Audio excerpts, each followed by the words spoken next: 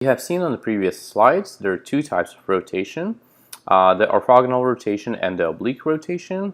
Orthogonal rotations aim to maximize the distance between the higher order factors or dimensions while retaining the high correlations of lower order dimensions within each factor. In other words, it models factors as uncorrelated while maximizing the correlations within each higher order factor. Barometric rotation is only one relevant example, and it will maximize the square loadings of each variable on their respective factor, meaning that it will position the factor axis such that it will hug the nearest smaller order dimension, and it will ensure quite a bit of distance between different higher order factors.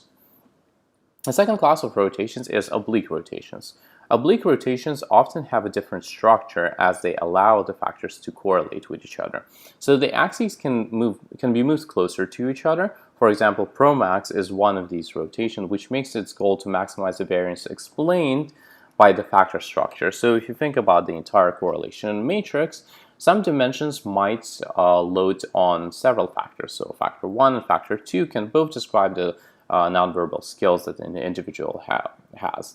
While the orthogonal rotation will ensure that the nonverbal skills will load only on factor 1, the oblique rotations allow the factors to correlate so the item can actually load on both factors.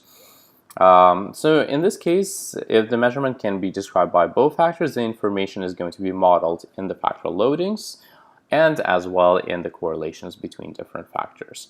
So what is important to remember about rotations in general, they impose some sort of structure on how you're going to be looking at your factor solution. While oblique rotations typically say that you would extract orthogonal factors, the factors that are not correlated with each other, oblique rotations will explicitly say that the factors are going to be correlated with each other. Alright, so now that we understand rotations and we get the concept of the exploratory factor analysis and factor analysis more generally, we can proceed to actually do factor analysis in